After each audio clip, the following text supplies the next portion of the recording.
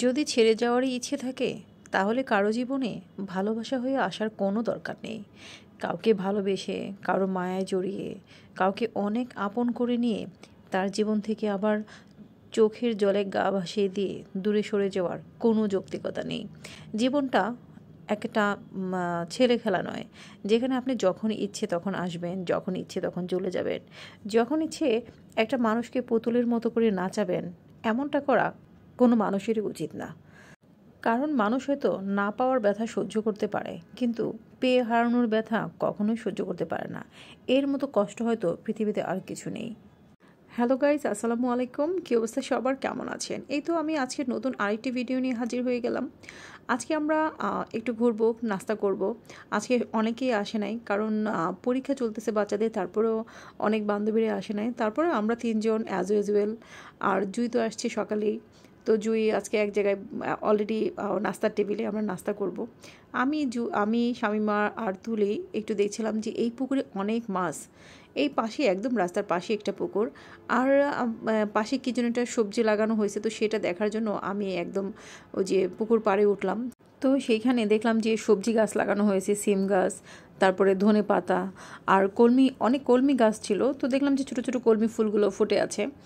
এই তো, তবে শুরু থেকেই যে কথাটা বলছিলাম সেটা হচ্ছে, কিছু মানুষ আছে অন্যকে খোঁচা মেরে কথা না বলে শান্তিই লাগে না। অন্যের ভালো তো দেখতে পারেই না, নিজে ভালো আছে না আছে সেটার দিকে খেয়াল করার সময়ই পায় না। কারণ অন্যের মানে ভালো দেখতে দেখতে নিজেকে কি করবে, নিজেকে নিয়ে চিন্তা করারই সময় পায় না। কেন জানি না, ওরা নিজের কাজকর্ম রেখে মানুষের পিছনে লেগে থাকে। মানুষের ভালো যারা দেখতে না পারে তারা কখনোই ভালো থাকতে পারে না। যে মানুষগুলা অন্যের জন্য গর্ত করে, সেই গর্তে তাদের নিজেকেই পড়তে হয়। সুতরাং মানুষের ভালো চিন্তা করতে না পারুক আর না পারুক, খারাপ চিন্তা কখনোই করা উচিত না। আর এই তো, আমি যে সবজিগুলো দেখাচ্ছিলাম, সবজিগুলোর কথা বলছিলাম, এই দেখেন, এটা মনে হচ্ছে যে মূলা শাক। তো ছোট ছোট, এত দেখে বুঝতেই পারি নাই। তো পুরো পুকুর পাড় জুড়ে এরকম ছোট ছোট মূলা শাক, তারপরে কি বলে কলই শাক, ধনে পাতা, এগুলো লাগানো হয়েছে, দেখে ভালোই লাগছে। আর আমি এই তো ওপরে মানে পুকুর পাড়ে উঠে আর নিচে নামতেই পারছি না, তো স্বামী আমাকে হেল্প করছে। এই তো, আর সকালবেলা প্রতিদিন, এখন শীতকাল আসতেছে, দেখা যাবে পুরো কুয়াশায় এই রাস্তাটা মোড়ানো থাকবে। মানে তখন যে কি অদ্ভুত সুন্দর লাগবে। এখন যেরকম একটু মানে গাছগুলো শুকনা শুকনা, মানে একটু রোদের আলো দেখা যায়, শীতকালে কিন্তু তেমন কিছুই দেখা যাবে না, পুরো চারদিক ঘন কুয়াশায় ঢাকা থাকবে।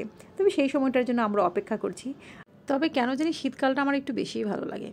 শীতকালে অনুভূতি আলাদা। শীতকালে শীতের পিঠা খাওয়া যায়, শীতকালীন টাটকা শাকসবজি আছে, নতুন নতুন সবজি।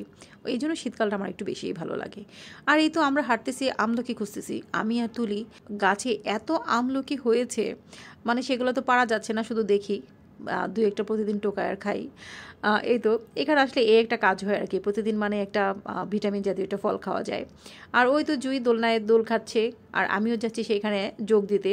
সত্যি বলতে প্রতিটা মেয়েরই কিছু সময় নিজের করে কাটানো উচিত, যেখানে তাদের মন ভালো থাকবে, সময় ভালো যাবে। এরকম কিছুটা টাইম প্রতিটা মেয়েরই কাটানো উচিত।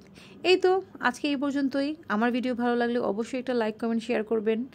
আর দেখা হবে নেক্সট ভিডিওতে। সেই পর্যন্ত সবাই ভালো থাকবেন, আমার জন্য দোয়া করবেন। আল্লাহ হাফেজ সবাইকে।